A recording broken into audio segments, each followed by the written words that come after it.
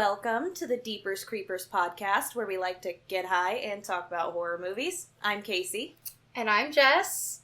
And I unfortunately picked the movie this week.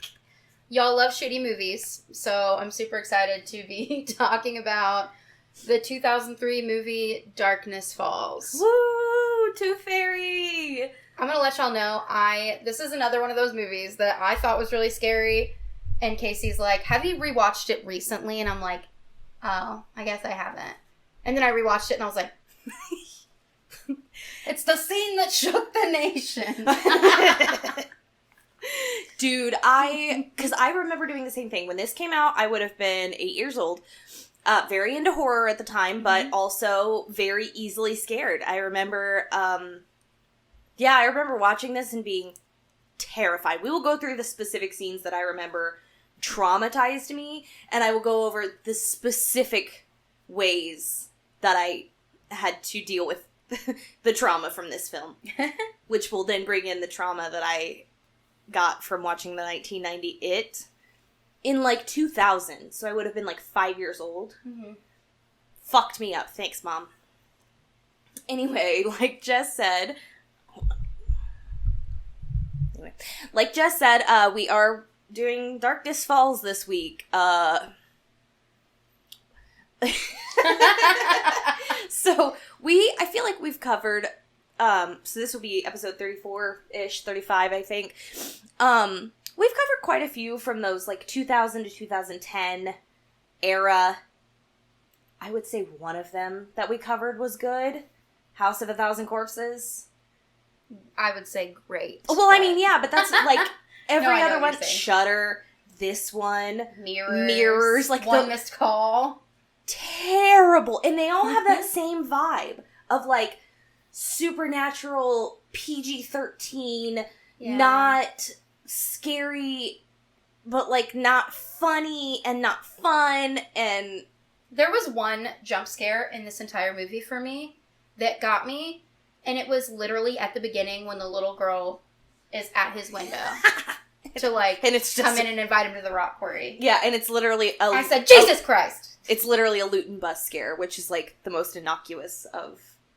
Yeah. I'm like, why did I think this was so scary? Because we were babies. And true. I mean, I was watching movies like this all the time, we both did when we were children. I was afraid of the dark, for sure, because of it. Yeah, absolutely. And I was I gotta stay in the light or my bitch ass is gonna die. Oh my god, yes, I was definitely one of those people that, I mean, I feel like a lot of kids were, but terrified of the dark, and, but I specifically remember my fear of the dark getting so much worse after I saw this movie. Oh, yeah. And being I don't...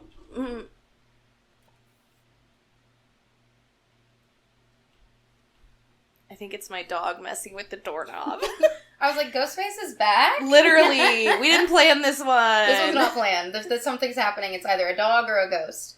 Also, if y'all didn't see that, go back and watch the Scream 6 episode, and also then go on our TikTok and watch the video I made of it, because it's great. Because we do have a TikTok now, which you should follow. At Deepers Creepers Pod, which we both contribute to, and it's wonderful. We both just post stupid shit all the time. It's hysterical. It's so much fun.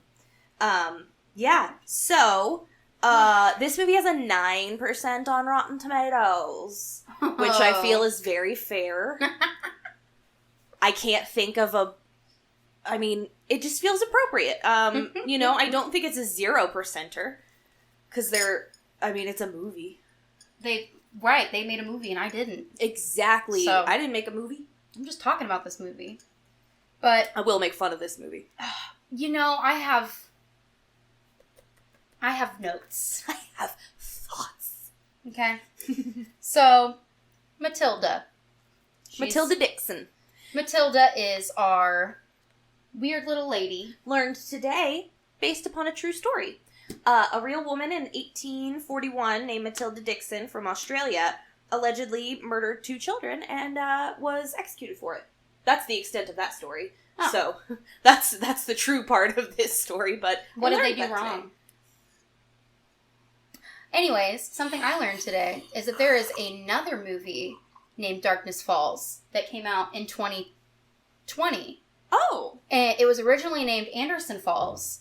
Ooh. And it stars Lynn Shay I love Lin Shaye. I know. I have a great gagged. Lin Shaye story. I fucking love Lin Shaye. Love. But it's about, I guess this detective's wife commits suicide, and he believes that she, like, was murdered.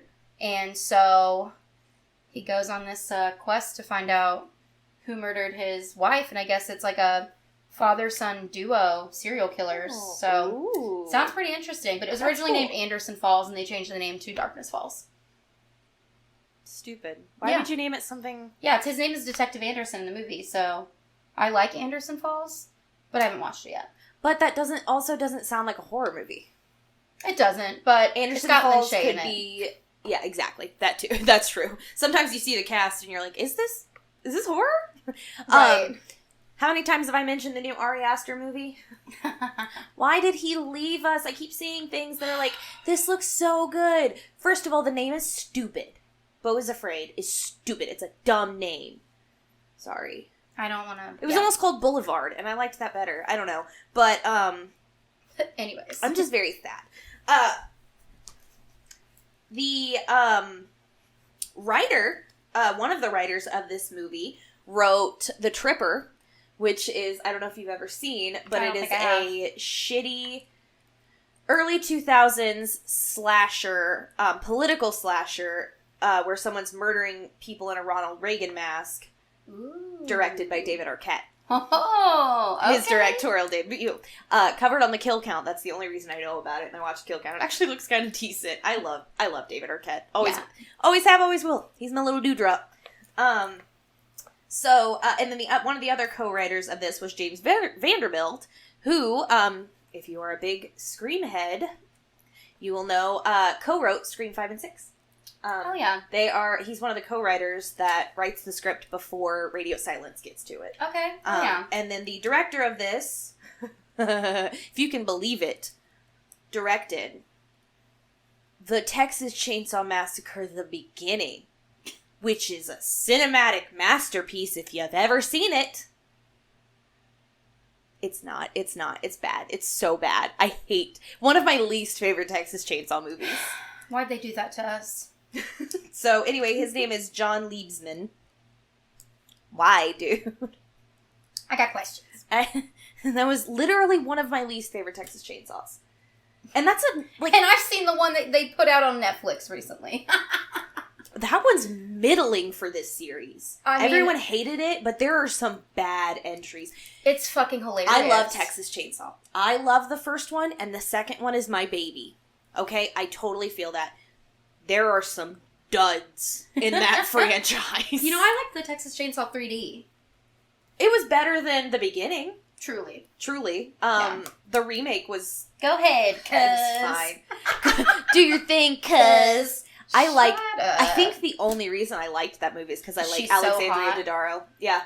I think I just really like her. I know, I'm like, be my goth girlfriend, please. Seriously, her, you and your cousin protect me? And, to bring it back to this movie, I need another goth girlfriend, and Emily Browning. She's a baby in this movie. But she's so beautiful. I love her face.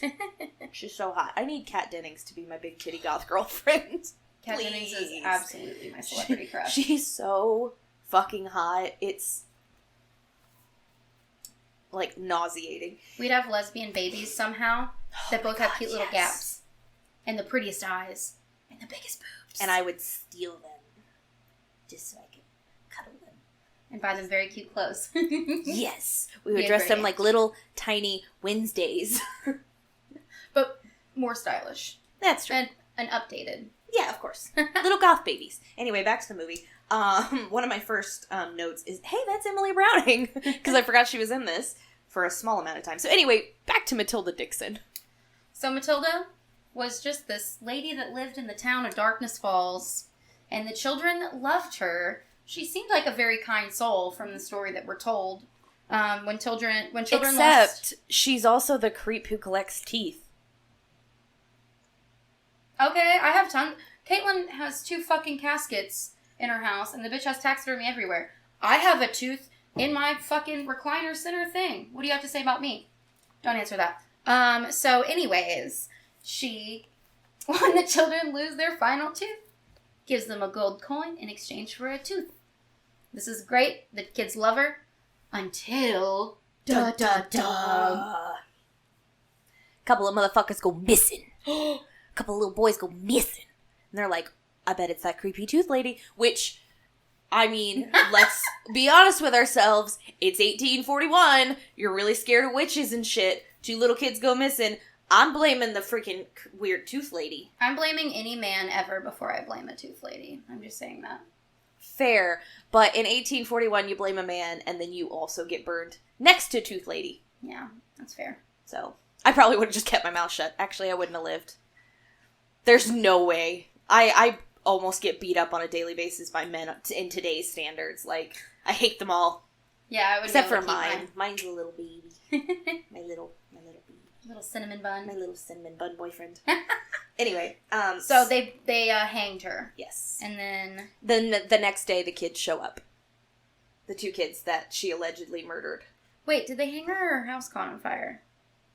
Her house caught on fire first. Oh, so before before the kids went missing, she was horribly burned. Yep, sorry. So she could only go out at night. She had to wear this mask. So she was creepy looking, but it's because she was burned. Yeah, and that was after the whole town loved her and stuff. So like, literal, just like, oh well, she's creepy looking, so she's got to be the child murderer, right? No. Well, you're the one that called her creepy tooth lady and said you'd blame her. So anyways. I would. After the children went missing, they hung her, and the next day the children were found. So she put a curse on the town that, I don't know. Just to, to vow to fuck up the town and kill children. So yeah, the thing that she was giving will now be the thing that she takes, essentially. Yes. So, now as the legend goes, in this small town, a couple centuries later, when you lose your last tooth, you put it under your pillow for the tooth fairy, as is the tradition probably in the whole world. I don't know. That seems like a pretty universal thing. Yeah. But in this town, when you lose your last tooth, you have to make sure to keep your eyes closed, because when the tooth fairy comes to get your very last tooth, if you look at her, she gets you, and then you die. And once she goes after you, she never stops. Once you look at her, yeah. I had already lost my teeth when I watched this movie, and I still hated opening my eyes in the dark at night. If I woke up in the middle of the night, I remember keeping my eyes closed and thinking, what if I open my eyes and she's right there? What if I open my eyes and she's right there? I know. She never was. Luckily. Yeah, luckily. Not that I remember. Just kidding. But, one of the things that I really remember about this movie is kind of in these first scenes, because our lead character, who is Kyle, is, he loses his last tooth. His friend, Emily Browning, tells him make sure you are careful, make sure you don't look at her tonight. And they had a little crush on each other. She It kissed was really him, cute. And he was trying to ask her to the dance, and she's like, I already told my mom you'd be by at 7. That was really cute. And I was like, she a bad bitch. She knows what she wants. Yep. She said I already told her you'd be there at 7. I love that. She's so cute, confident, cute. I love it. Yeah. Adorable little kid who gets her heart broken here soon. Sorry. I shouldn't have laughed. I'm not laughing. Anyway. So he loses his last tooth. He goes to sleep. He wakes up. He sees the tooth fairy's face. So he screams for his mom. He runs down the hall to the bathroom, and he turns the bathroom light on. And there's this whole sequence. His mom dies. Whole sequence where he's, in the bathtub, and it's a bright... This is, one of the only well-shot sequences in the entire fucking movie, in my opinion. But it's so stark white bright in this bathroom, and then, the completely pitch black hall. And you can kind of see, the tendrils of her, kind of almost coming up underneath the, lip of the, bathroom door. And it's just so fucking scary, and he's the noise that she makes. It's not like a growl. It's like a shrill, Do you want to know? That was a very good impression of it. Thank Do you want to know what I think it sounds like? You're gonna tell me. A pug just trying to breathe.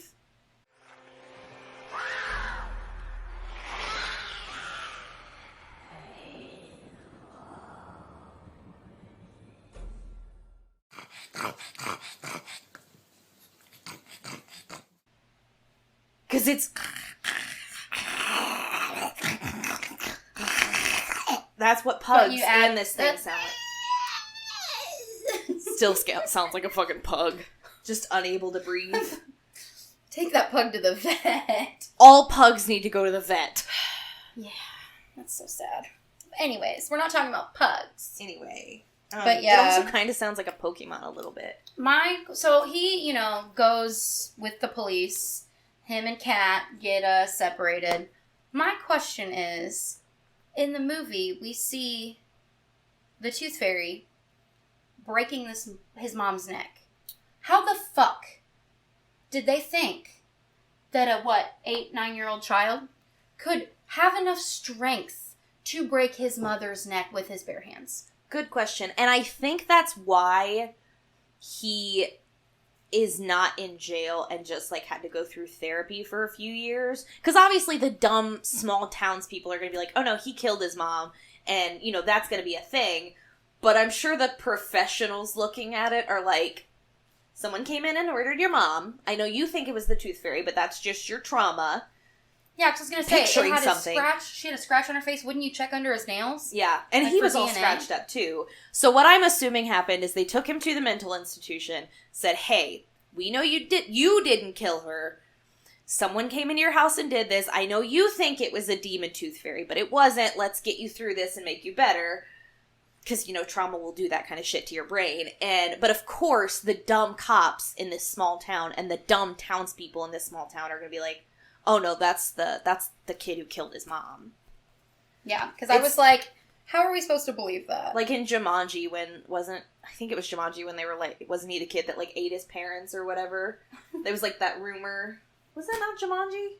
I don't remember that. I can't, it was some movie and it was I can't remember. Anyway. That's South Park. Well, yeah, he did make him meet his parents, but it wasn't true. Maybe I'm thinking of It's Always Sunny. I don't know.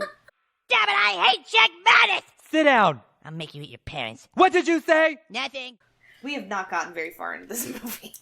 Anyways, so 12 years later. We cut to Caitlin. As an adult. In the future. Played by an actress who can't act. Well. Playing opposite an actor who can't act. Can't? Nope. The guy or the little boy? Little boy's good. The little boy's good. I was going to say. Little boy's good. I was talking about the two main... He looked terrified. He did a really good job. That little boy actually was good. Yeah, but we're in this hospital, and we realize that this is her little brother Michael that we're seeing, the little boy we're talking about, and he is suffering from very similar issues, and we'll say delusions, as Kyle, where he is afraid of the light. He's claiming he sees a tooth fairy. Or and not a tooth fairy, sorry. The lady's coming for him. Yeah, she's coming for me. He keeps saying that. Fucking terrified. He slept in 10-minute increments, and that's it. He's so afraid. They're basically calling it night terrors. He has a severe form of these night terrors where he can't sleep. And they're like, we can keep running these tests. We can keep doing this, that, and the other. And so, of course, Caitlin, recognizing the same things that he's saying that Kyle used to say, calls him up 12 years later. And this was one of the lines that, I actually remembered this exact line before I saw this movie again from, when I watched it when I was a little kid. Because she calls him and she's like, yeah, I remember you saying all that stuff and then you went away for a while and blah, blah, blah. How did you get over it? And it, the camera cuts back to him and he just goes, I didn't. And you see his apartment and it's so sad. He's got 80 flashlights. He checks the batteries every day. I mean, lanterns, lights, everywhere. lamps. I mean, everywhere. Drawings of this creature plastering his walls. He's fucked. And the funny thing is, the mask for this lady actually kind of reminds me of some of the faces and the mask of the thing from One Missed Call. Huh. I was thinking very Phantom of the Opera. Oh, that's true, too. Because it's got, the half. Yeah. Oh. I don't know. But she's essentially trying to see if she can get some help from Kyle. Because, she's running out of options here. She really feels helpless. And she wants to help her brother. Because that little boy is so sweet. And he's so terrified. He is. And I do think there's this, this first scene we see him in. This kid really does do a really good job of, because, and he's got, a pretty deep little mini monologue that he goes through about, like, you know, sometimes I think about just turning off all the lights and just letting her get me, because sometimes I wonder if that would be easier. And it's, like, this very, like, adult and deep monologue that he, like, just little, you know, this thing, and this kid really fucking kills it. Especially in comparison to his 2 adult co-stars. Yeah. Who are just, I mean... At one of the climaxes of this movie, not the climax, but one of them, when he's racing back to the hospital, because they're going to put... the kid's name's Michael, right? They're going to put him in a little sensory deprivation tank. Which I really want to try one of those. Oh, no. I would love it. Mm-mm. Too silent. I would lose my mind. As long as I could immediately snap my fingers and be out of it, like, immediately be like, as soon as I'm done, be like, okay, get me out.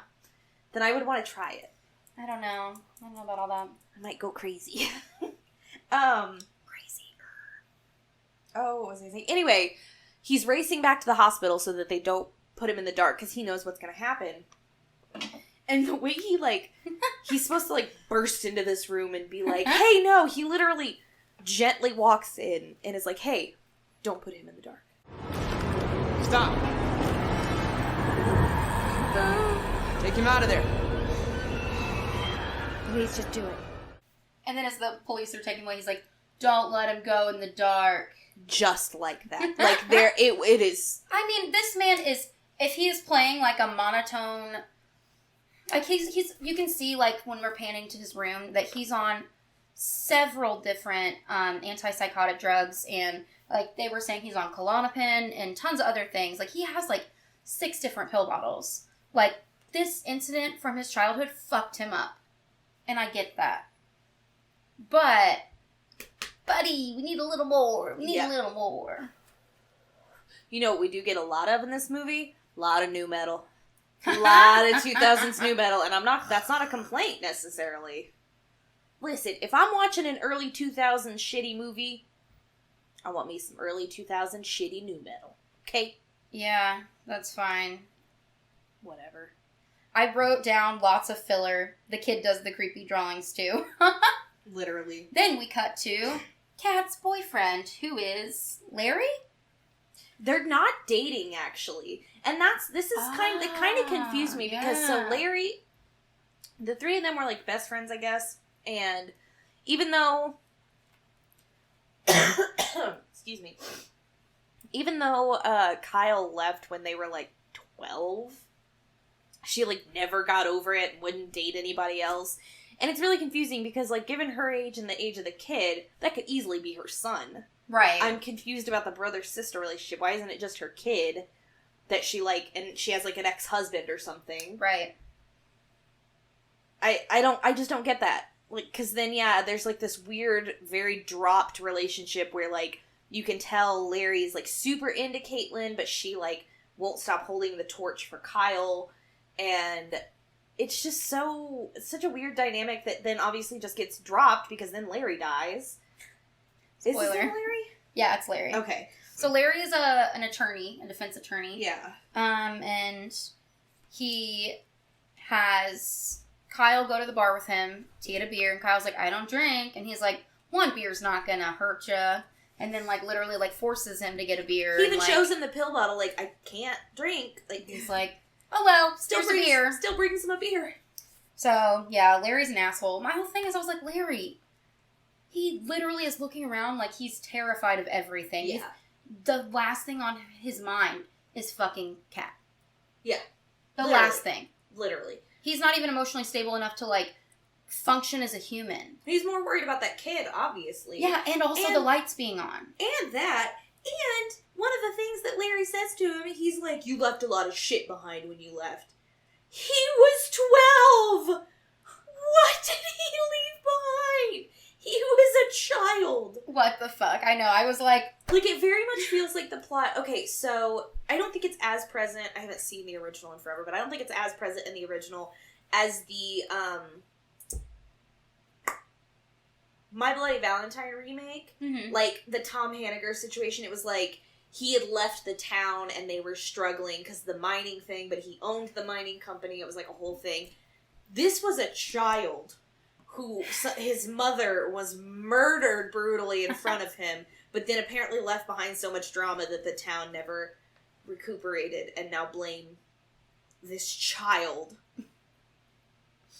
And like Casey said earlier, of course the town talks and, people are going to spread rumors. Much And like so- the way Sam is treated in Scream 6.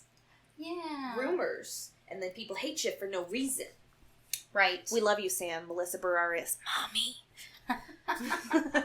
We changed our opinion. We love you, Sam. Mommy. But yeah, so there's this guy at the bar talking to his friend. He's like, that's the creep that killed his mom.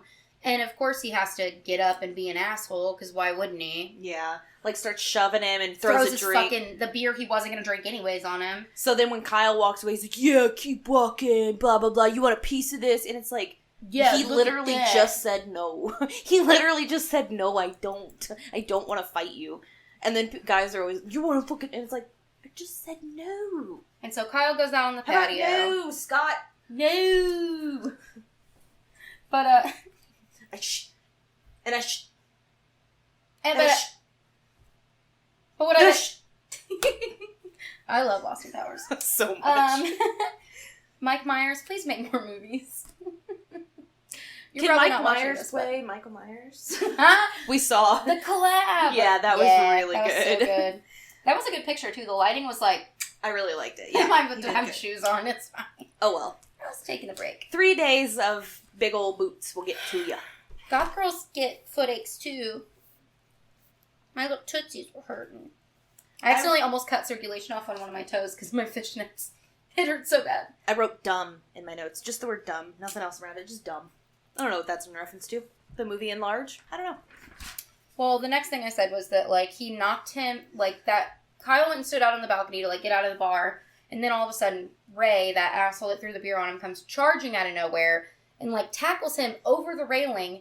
They go down a fucking hill. Like, what did you think Tommy was gonna... Boy down this hill. It's hilarious. Like, what did you think was gonna come from that?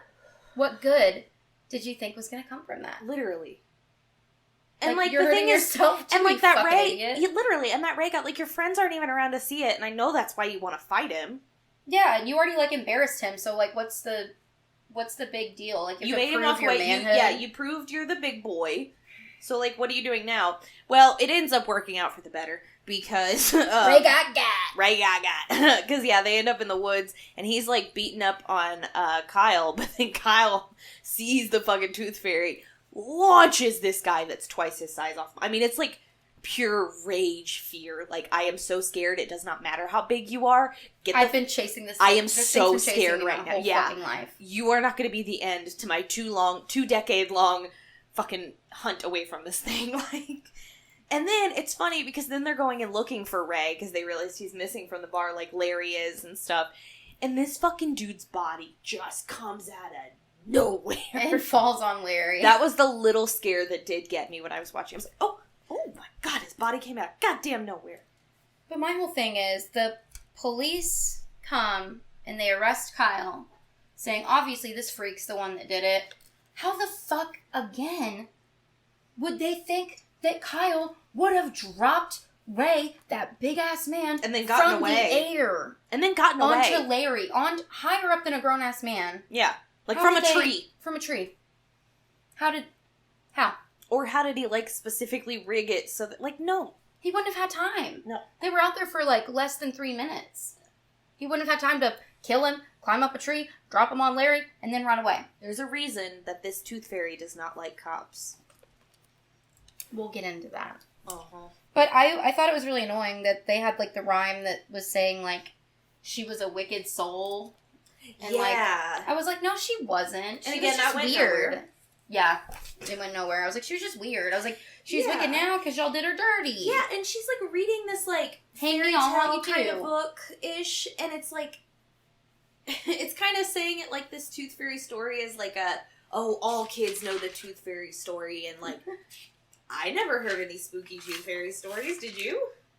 Not really. I only ever just- remember getting money. Yeah. And I remember I lost a tooth pretty early on, and my mom was telling me that she was friends with the Tooth Fairy. And I went, I know she ain't real then. You don't have friends. I knew she wasn't real. So that's how my mom ruined the Tooth Fairy for me. You don't have friends. Sorry, Mom. Just kidding. She probably has more friends than me. It's about Everybody loves quality, not quantity. Yes. Or what? Yeah. Yeah. I was like, hold on, did I say that wrong? She's No. all quality. I did write... She's got quantity, too. but I did write, now I see this is like a little bit of a knockoff Freddy. Yeah, when you eventually do see the face. The fire, the town turning against them. Coming back for the children. Face, the children. I'm like... The not being able to sleep. Obviously, she doesn't come in your dreams, but... Very knockoff Freddy. Yeah. I ship them. They should date. But yeah, so Kyle, blah, blah, blah. Kyle. An appropriately aged person for you, Freddy. I said, Kyle is hot. I love dark and troubled boys.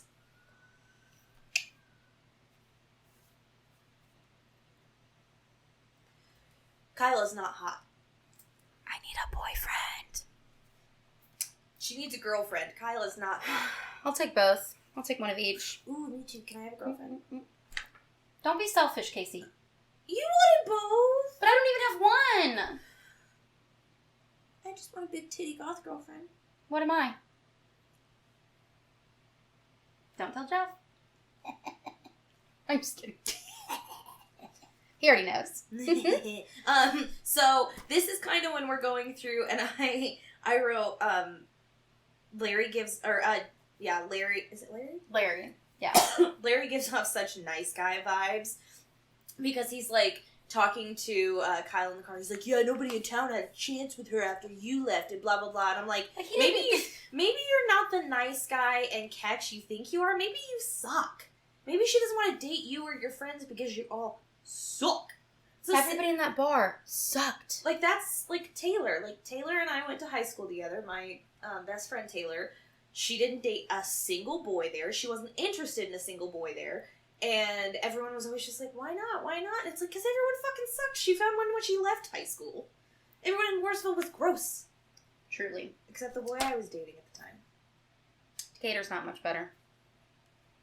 It's definitely not. Better than Martinsville. That part. That part. We at least had people of different ethnicities and cultures at my school. Their life weren't, I don't think that they felt threatened every day. I guess I can't speak for them, but, you know. Anyways. Although, the Martinsville Middle School did get that bomb threat one time. Anyway. So we get back to the hospital. And Michael had an episode, essentially, where we see him, and she has his sister Kat has to bust the door open with, like, a fire extinguisher, and he's in the shower quivering, covered in blood. There's blood everywhere. It's very similar to the opening scene. And that's when his sister is just like, what the fuck am I supposed to do? Mm-hmm. Yeah, and again, I feel like this movie, as far as cinematography and directing, it's just kind of a point and shoot. There are just not a lot of dynamic shots. There's just not a lot going on. In general, it feels so just muted in general. But the one good thing that I do have to say about the cinematography, at least, is between that first shot and this one in the hospital, that whites, the behind the shower curtain. I do like the stark whites. Yeah, and I just like the comparison between those two scenes. I do think they go together well. Yeah. But unfortunately, like, that's the good I have to say about this movie. Well, at this point, that's when, you know, she talks to the doctor, and he's like, this is severe night terrors. He might hurt himself again. And this time he might be more successful. Like, our options are, like, repeated therapy and different medications, and that's not guaranteed. He's like, or we have this scary sleep deprivation tank. She's like, he's afraid of the dark. No fucking shit. Well, that's the whole point of this. Well, also, like, does immersion therapy... Yes, it can work, but that's also not a guarantee. Like, You may just They made it traumatize seem it like- more. They made it seem like it was the end-all be-all solution. And it's not. It's Immersion not. therapy can work. He's like, we're going to put him in the dark, and he's going to face his fears, and he's going to be cured for the rest of his life. Or you're going to pull him out and he's What? going to be dead because the little boy had a heart attack from being too scared. Yeah, what the fuck? Anyways. So, after this, the discussion of what they're going to do to this little boy, we cut back to the scene where Larry was trying to take Kyle out of town to get him away from the whole situation. He's like, I'm not taking you back to the hospital. And Kyle's freaking out. He's like, I just want to help. I want to help Michael. They can't put him in the dark. And Larry is just a fucking idiot. And all of a sudden, Tooth Fairy flies in front of the car. And he smashes into a fucking tree. And Kyle flies out the window. And Larry, his dumbass, is like, what the fuck? He's, like, stuck in the car, and Kyle's like, don't look at her! And, of course, like, the first thing he does is like, huh? And I love this scene, because she yoinks him out of the car, and on the way out, like, his head, like, smacked into the window. I did notice that was very so funny. That's one of the worst parts about this movie, is, like, she kills people like fucking a Scooby-Doo ghost. She just yoinks them up into the air, and that's it. Like, come on, give me something. And the thing is, like, that would make sense if you weren't showing the thing at all and we hadn't seen any part of the monster. Mm-hmm. And so you're trying to keep it in obscurity and, like, so that's why it's being pulled into the darkness. But, like... There is, like, no gore in this movie now that I think about it, except for, like, the blood at the beginning that looked really fake when his tooth was bleeding. Yeah. And then the little boy when he had the blood. And it, like... It's really, like, they didn't have the special effects budget, I guess. I guess not, but, Because like... I don't remember seeing any gore. Or anything even, like, that I was like, ooh, like, oh god, what happened? What happened to you? It's all the exact same, just...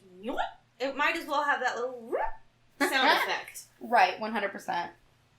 But yeah, I was like, Larry, you're a dummy. You gone. She got you. You got. Kyle's in the police station, and there's this one cop who keeps calling the other cop dad. Just, like, imagine being a cop, and one of your other fellow cops keeps calling your sergeant dad. Like, I get that's his dad, but, like, no. One thing I wrote was Call him by his name like a normal goddamn person. Yeah. Dad! We got him, Dad! He goes into the hospital, and he's talking to the nurse, like, I need to talk to Kat so-and-so. And she's like, she's unavailable. And he's like, oh, you don't understand. I'm Kyle, whatever, Shaw. I need to talk to her. And she's like, she's unavailable. And so, like, he goes, whatever. And then she, like, turns and calls the police. So I was like, that bitch is a snitch. The biggest snitch. And snitches... Get motherfucking stitches. It's true. I wrote around this time, what counts as light for this I woman? fucking was thinking that too. Because They had a glow lightning- stick at one point. Lightning flashes. Fire. Flares. Fire typically, and flares typically get rid of her, but lightning doesn't. And then, like, when they're in the car, it kind of doesn't, but it kind of does. But, like, can you turn on the little overhead lights? But then, like, sometimes you can literally just have, like, a lantern next to your face, and it's fine. But what about the brake lights of the car? Because she yoinked someone out of the car. And then sometimes you're this far away from, like, where the light starts or ends, and you can get taken away. But then sometimes, like, you literally only your face is lit up. It makes... No, there is zero fucking consistency. And I realized that too. The thing that gets me about this is a fucking terrifying concept. Like, the Tooth Fairy, because the movies that are about little kids getting scared can be scarier because you're exploiting those fears and you're putting yourself in the shoes of a child and thinking, I would be fucking terrified. Yeah, 100%. When you're watching the It movies, when you're watching movies with little kids, you're like, what are they going to do? They don't have the knowledge that an adult has. They're going to be so scared. And you think, if I was that little kid, I'd be terrified. 100%. And so... I really was thinking that too. I was like, they have a fucking glow stick. Yeah, exactly. They could have done so much more. But I wish instead of one kid having seen this and then 12 years later his crush's little brother sees it, it would have been the story of actually, like, these, like, several little kids going missing and someone trying to figure it out, and all these little kids keep losing their teeth, and, like, the whole town's fucking terrified, and all these little kids are scared trying to figure out what to do next. And the only mention of anything ever like that was when Kyle, because, you know, the police came, they took him back to jail, they took him to jail, because they were trying to put Michael in the sleep deprivation tank. He's like, don't put him in the dark, the scene we were talking about earlier. Mm-hmm. So he's in his jail cell, and he's talking to the cop that's, like, all up in his face, and he's like, isn't there, like, a really weird amount of children that have gone missing in this town? And it's never brought up again. Never. And you're absolutely right. That would be a terrifying plot point. Mm-hmm. Because a bunch of fucking kids going missing, like in It. Yeah, much like Dairy Maine, like, and everybody just kind of ignores that fact, because it's, like, a thing. That could be, like, a town conspiracy type thing, because they don't know what to do about it. Like, that is interesting. None of that. We get nothing. Nothing about this movie is interesting. They could have done something. 100%. But, you know, Speaking of, someone make that. You know what I mean? Like, this came out 20 years ago. Someone make a scary movie about the fucking Tooth Fairy. Someone make a scary movie about those childhood things that were terrifying as little kids. Make it into something. There's a movie coming out in June that's based on a Stephen King short story called The Boogeyman. Yes, more movies like that. Did you see the holiday horror anthology from Netflix? I can't remember what it was called now, and I can only remember the one segment that I'm about to talk about, but it was a few different holidays they did, and one of them was Easter. And it was this... The design was so fucking cool. He's a bunny, but he's all skin, and he's got the Jesus crown of thorns. And he's super, like, it's honestly... I want to do that for Easter. We should. So it's just a short in this anthology, but the anthology was pretty good as far as I remember. It was just a Netflix holiday special kind of thing. That sounds really cool. I can't believe I never saw that. And, like thinking of that, like, why don't more people do that? Like, or, like, the idea of taking, like, a comedy idea, like Freaky Friday, or, what was the other one they did? Or Groundhog Day, mm-hmm. and turning that into a horror movie version of it. Like, we need was to do Groundhog Day, like, Happy Death Day? Yeah, Happy Death Day. I loved Happy Death Day. One of my favorites. I fucking loved it. I really did. Did you see Freaky? I haven't. Okay, Loved should I watch it? Yes. Cool. I like Freaky Friday. Especially, so if you liked Happy Death Day, Freaky is, so it's it's Freaky Friday, but it's also very much the hot chick. If you ever saw that with Rob Schneider, because it's Vince Vaughn and I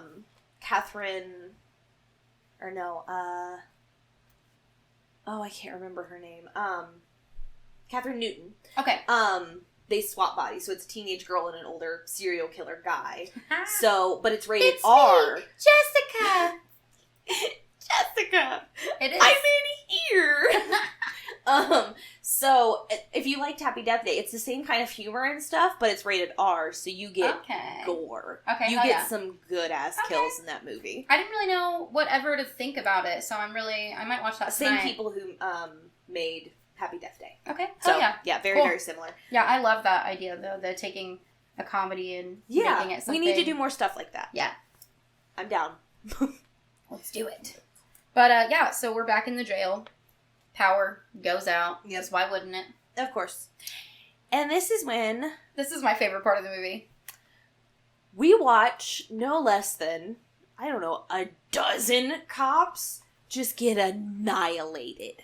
I told Casey that I want to make a t-shirt that says, the Tooth Fairy is ACAB, and on the back it's going to say, like, R.I.P. Darkness Falls PD. Yes. Because, like... R.I.P.D. R.I.P. PD. It's just an idea that I had, and I was like... It's so good. I need it. I was like, Matilda, the Tooth Fairy, is ACAB. Yes. The Tooth Fairy is ACAB. It's canon. Yeah. I was just like...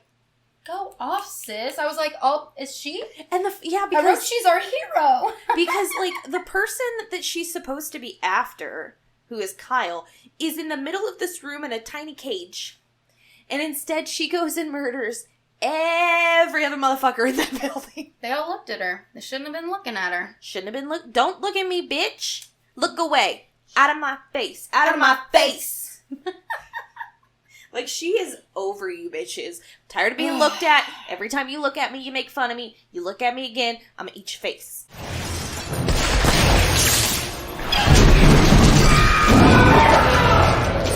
Shoot the lights! So, you know, we cut to the scene where, that's essentially all that happens there. Are we Kyle talking about the still- stair scene? Are we there yet? I don't know, I hate that scene. I just wanted to talk about how dumb it was. We're not there yet, but, so we see Michael and Kat hiding under a hospital bed, and he's like, you need to get under here if you want to fucking live, and she finally does it, and then they see the tooth fairy, and she's like, oh, okay, I get it now. But, the next scene is when, like, Kyle comes in, swoops in with his little flare, and they get in the elevator, and I said, if the power's not working, how does the elevator work? And do you know why I said that, Casey? Because when we went to Horror Hound, our power was out for 8 hours. And we had to carry our fucking suitcases and heavy-ass bags all the way down the stairs. And After the people who run the hotel were total assholes to us because we needed to get ready for the after party, and we're in a dark room with no AC and no light and no shower and nothing. And we had food in the fridge, like, it was bad. No, bad. I understand there's nothing they could do, but they did not even attempt to and be their kind, attitude was or unnecessary. the gal shouted across the room, can we give them a refund? Like, is that a... And then, even if I did want to feel bad about it, you go through their reviews, not one good one. Not one good one. So they treat everyone like that. We met someone else on the way out who, since the day before, they had checked in the night before and hadn't had a shower the entire time, and were asked by the hotel manager, do you need to take a shower? Oh, a full-grown man, day 2 of a horror convention? Yeah. Yeah, the answer is yes. Yes. For the good of everyone. But anyways. So yeah. You know, there was almost I was like, it would be really cool if the elevator cut someone in half. That was one of the only tense scenes in the entire movie, because I'm like, ooh, ooh. And I knew no one was going to get cut in half because I would have remembered that. Yeah. But, like, you could have killed a cop like that. You know what I mean? Like, somebody could have got cut in half. Would have been real nice. When's the last time we got an elevator half chop? I don't know. Final Destination 2? That movie Elevator? I didn't see a movie called Elevator. Oh, I saw a movie in an elevator called Devil. But I don't think anyone got chopped in half in that elevator. I'm talking about what you're talking about. I forgot it was called Devil. I said it's called Elevator. Did someone get chopped in that elevator? I don't know. I haven't seen that movie since it came out. All I remember, spoiler alert, is that it's the old lady who dies halfway through. Yeah. Yep. Because they think the old lady's dead, but then she's the devil. Yeah. The devil. Devil. Yep, you right. Football is the devil. No, Mama, you the devil. Everything's the devil to you, Mama. This part was actually really funny. The same snitch bitch nurse, we'll call her for short. She's like, I'm calling the police. Bitch, with what phone? If the phones start working and the power's out, I'm gonna be pissed. And then the elevator already works. And then she gets jeepers creepers up into the fucking, like, rafters of this room. It's hilarious. She does, but she's like, I'm calling the police. And Kyle's like, they're dead. And she's like, all of them? He's like, pretty much. Which just supports our theory. And, I mean, if his attempt at humor is very dry. Oh my God, yeah. Very good. He has... It made me laugh because... one emotion, and the cops were dead. But. Nothing. Also, I said, how does a hospital not have better backup generators? And also, where are the rest of the patients? Why is there only one fucking child in this entire hospital? And also... where the fuck are they getting these goddamn batteries that they go out after 20 minutes? Oh my God, every battery. The kerosene lamp. We used to have kerosene lamps at my house that we would use when the power went out. They would last all goddamn night. That's why you use kerosene lamps. Because they last for fucking ever. We have had our, like, electricity turn off. I've had to use the kerosene heater before, like, We've been there. Poor people know. Understand. But, and I get the supernatural part of it where she can, like, fuck with electricity and stuff. But what about that's why kerosene, you bitch? have the kerosene lanterns. Like, that's your solution. And I guess if she... I don't know. I don't know, man. So, you know, she can pick stuff up. Why isn't she just... Well, I guess she can't take the lights because she can't get that close to them. My bad. Yeah, we get to the scene where they're, like, trying to shuffle along the side, staying in the light, and then they have to jump over the stairs where there's a dark spot, and so she's yoinking them. Just yoink! So to set this up, if you haven't seen it, or haven't seen it in a while... This was the only other scene I remembered, and I remember laughing through the whole thing this time. So every stair landing, is lit. And down two or three stair landings is Michael and Caitlin. So they're safe at the bottom in the light. And two of the nurses and a cop. Kyle and a cop. I guess it was the one who kept calling that other one Dad. So he's one of the believers now. But anyway, so the landings are lit, but where the actual staircases are pitch black. So first of all, science. If a light is here and a light is here, typically you're going to have a little bit of light in the middles. This movie pretends that, like, the light just, like, boom, stops. You have a light and, like, it goes this fucking far, and that is it. There's no dimming. There's no, like, that's it. That's the light you get. So, I didn't even think about that, how stupid it was. And so their plan is to just yeet themselves down the stairs. Good luck. Hope you're not the one that she chooses. And it's really funny because she just starts picking them off. She's like, I'll take that one, and bitch, you jump, I'll take you too. And you notice Kyle is always in the middle. He's like, I can't die now. So, anyways, the survivors of that incident get in the police car. Just literally just Kyle. Everyone else dies. There's one police officer. The dad. He dies in the last one, doesn't he? Oh, the dad. Okay, yeah. He's driving the police car. Yeah, okay. It was where they had the kerosene lanterns and shit, and, like, someone was like, we'll be safe in the car. Yoink. Immediately. Yoink. That part was funny. Which, like, it wasn't intentionally funny. Yeah, like, I don't think it. Headlights, brake lights, lights inside the car. Why didn't they immediately turn? Like, I'm like, there's like, but the brake lights. Someone like got yoinked like out of this. I just don't understand. There are lights all around the car. Yeah, but like headlights are bright as shit. I don't. But anyways, they're driving to the lighthouse because why wouldn't they? Because there's a light.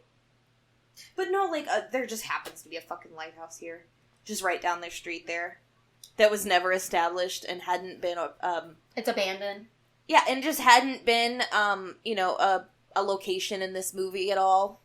I mean, but now is the big thing. She lived, like, in the lighthouse. Or, like, near the lighthouse in the beginning. Okay. So, I mean, that's really it, though. A very, like, minuscule connection there. Right, that's stupid. But, yeah, as soon as they get in the lighthouse, they go up to the top, and they're like, oh, shit, it stopped working. Must be a gas leak. And then also, hold on, they're in that car before she gets in. They're in a fucking cop car. Why are your lights not on? Great you question. have lights on your car. Great and they question. are bright as shit. I've seen them in my rearview mirror, and they are so bright. I have too. And they have that little spotlight thing. I fucking know. Incompetent ass cops. What kind of cop car doesn't have at least a flashlight? I thought you had one on your little Batman belt. Yeah. What else do you have on there? Donuts? Just things to assault minorities.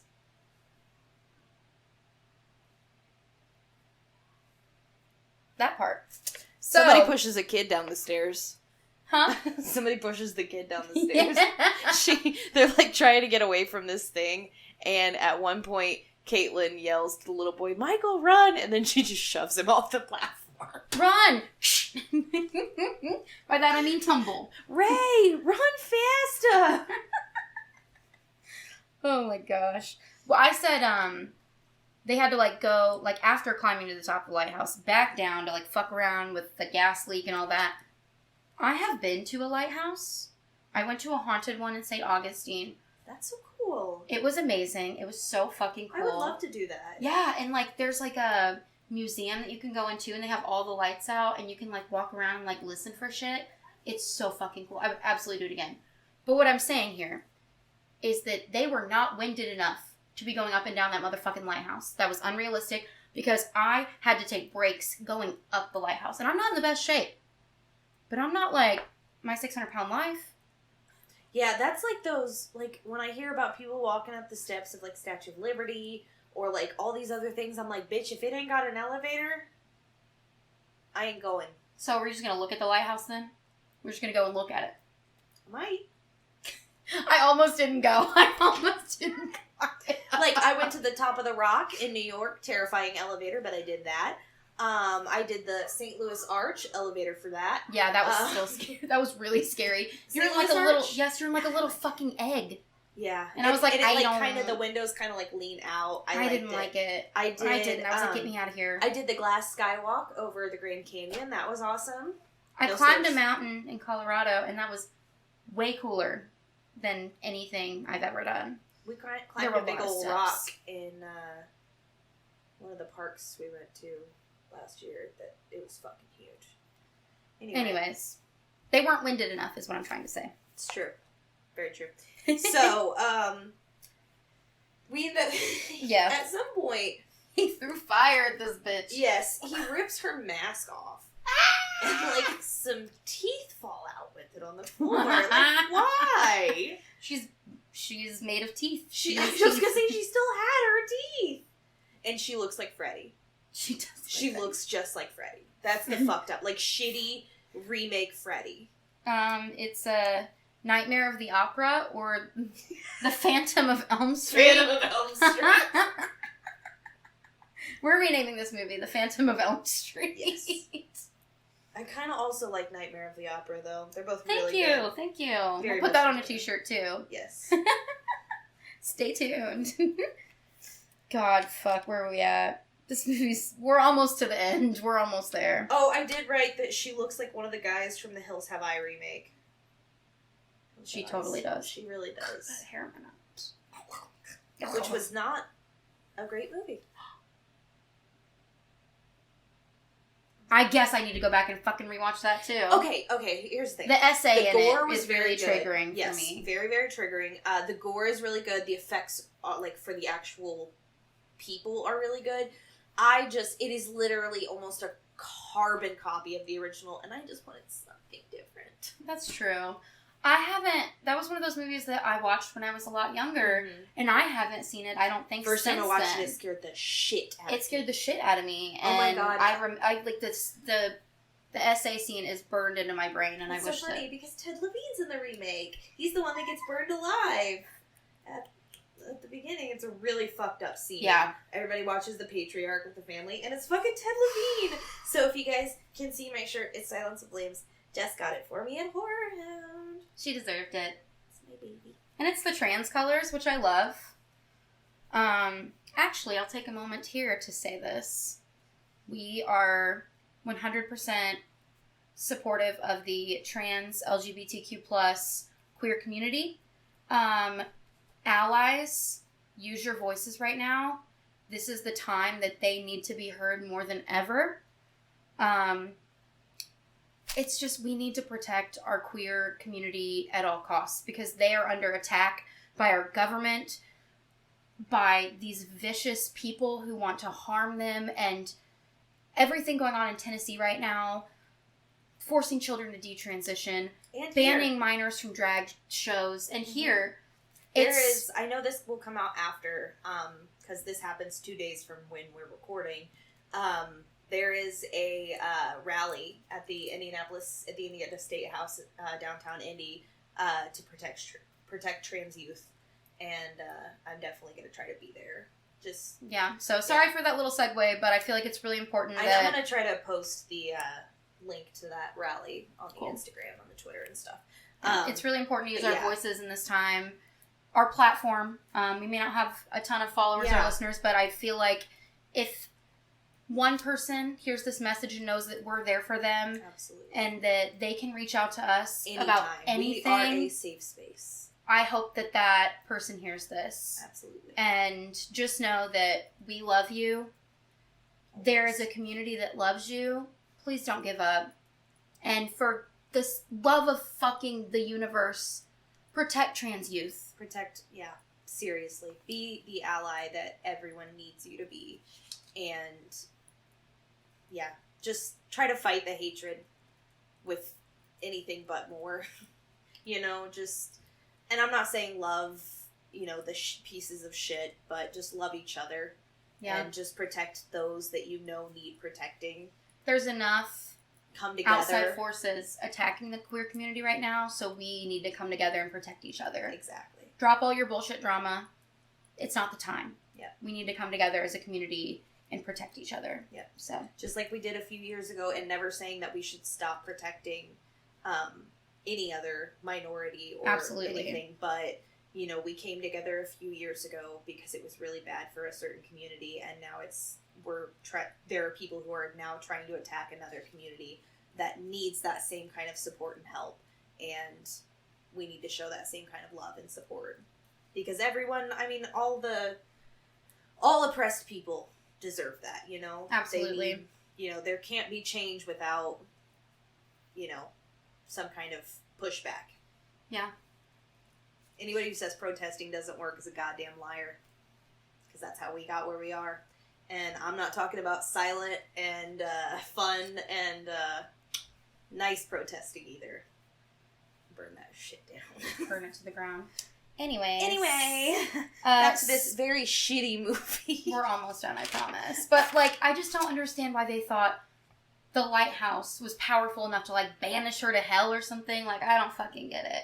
Why was that, more, And and when they get the light on or whatever, he, tries this really cool line. He goes, "I see you, bitch."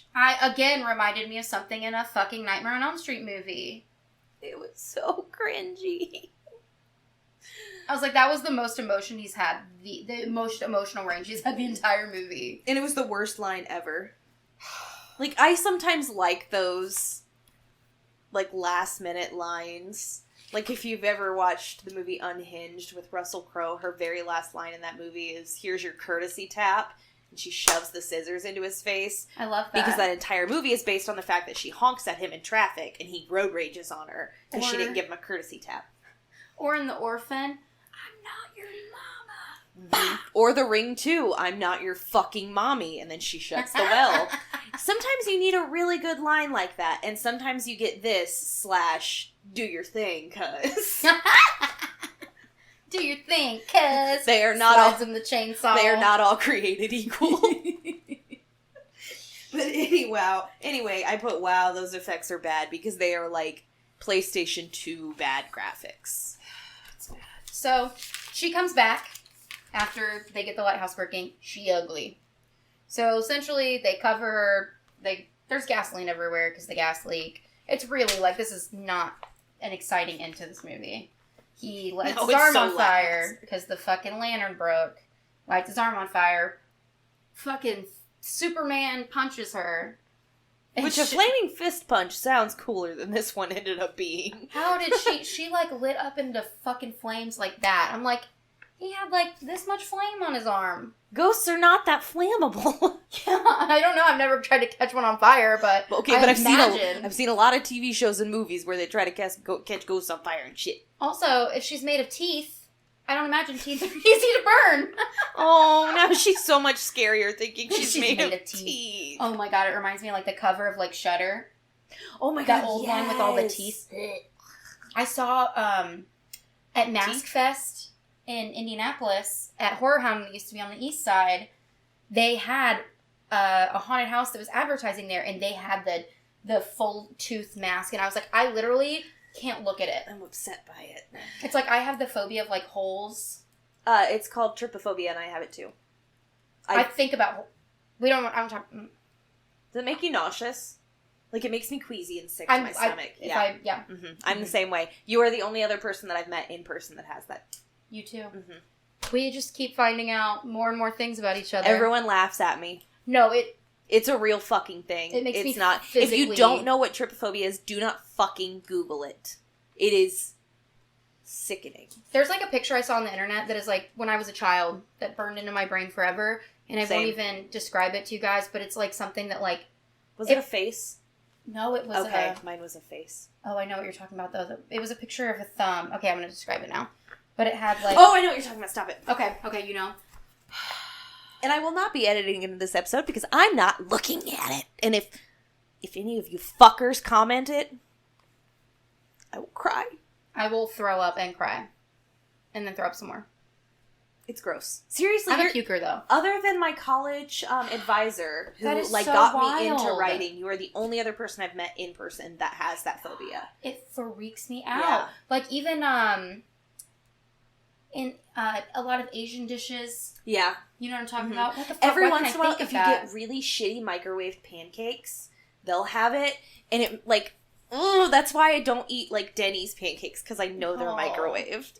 Anyway. I feel gross now. So if she's made of teeth, how'd she catch on fire? But also, yeah, it just makes her so much grosser knowing she's made of teeth. I was like, how are they going to explain all these dead people to the FBI? Oh my god, so many dead cops. They're like, it was the tooth fairy. They're going to be like, okay, you're all being sentenced to death, you fucking crazies. Didn't this guy just get out of a mental institution for killing his mom? Yeah, this is our guy. We don't need... No, the investigation's over. I found the guy. It's this guy. And now we're going to send that child to another mental hospital, and you should go to jail too. You should go fuck somebody, because apparently you've been in love with the same guy since you were 12 years old. Who was not around. Yeah, he apparently also left the town in disarray. Like, yeah, if you're a Corey in Topanga, great, but like, if you're 11 and your crush left town, get over it, buddy. You gonna be okay. They kissed one time. They never even went to the dance.